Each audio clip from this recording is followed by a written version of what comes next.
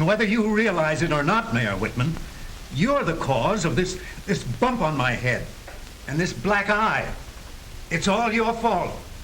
All my fault? Yes. What are you driving at anyway? Well, I'd never got them if it hadn't been for that article of yours in the paper. Oh, yes. Yes. Good idea, if I do say so myself. Well, it wasn't for me. I tried it. When I accidentally blocked the way by stopping on the crosswalk, I didn't expect people to walk around. I got back where I belonged. I was considerate of pedestrians. I actually drove around puddles to avoid splashing them. But I was also considerate by fellow motorists. When some fellow was trying to get across the line of traffic, I let him through. Courtesy was only a matter of a few seconds. I had time for it.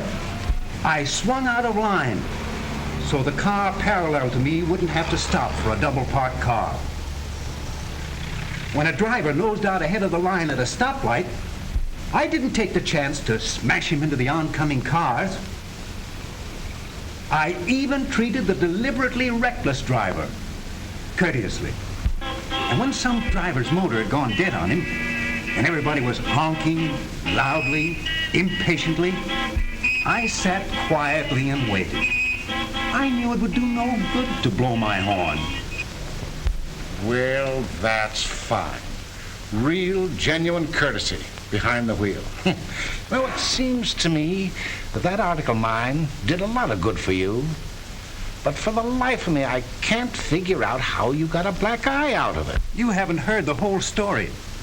In my automobile, I was a model of courtesy and politeness.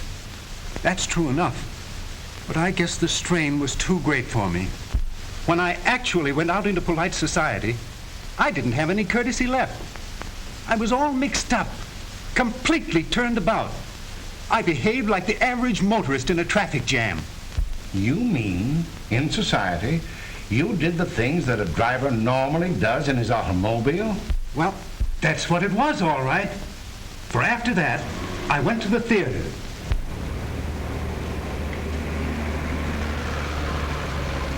Something happened to me the moment I set foot out of my car.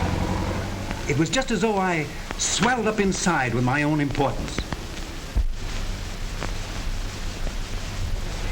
Waiting in line, I was as restless as a driver held up by a traffic light.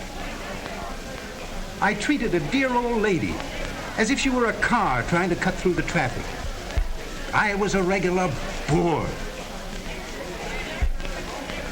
When someone bumped into me, I'm very sorry. Why don't you watch where you're going? I gave him a piece of my mind.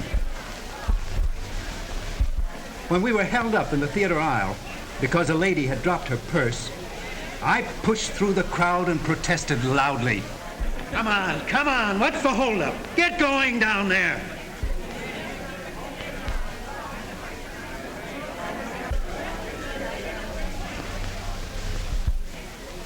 And when a lady wanted me to get up so she could pass, I yelled out, Go on around the other way. Well, I guess I carried things a little too far. The ushers landed on me.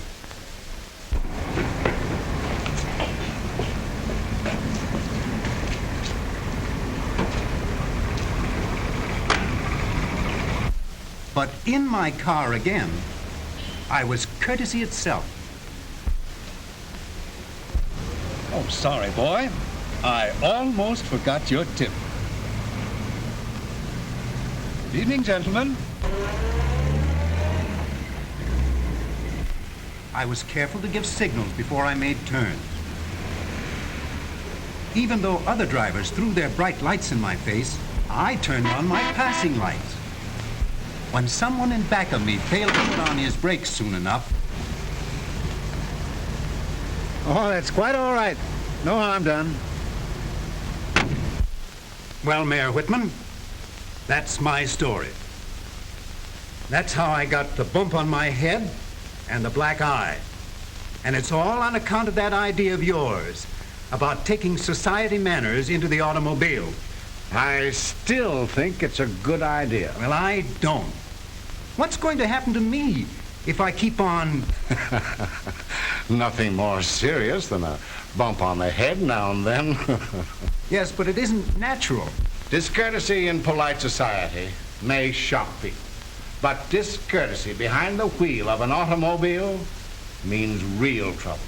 When all motorists learn to take their company manners with them into their automobiles, driving will be much more enjoyable and a lot safer.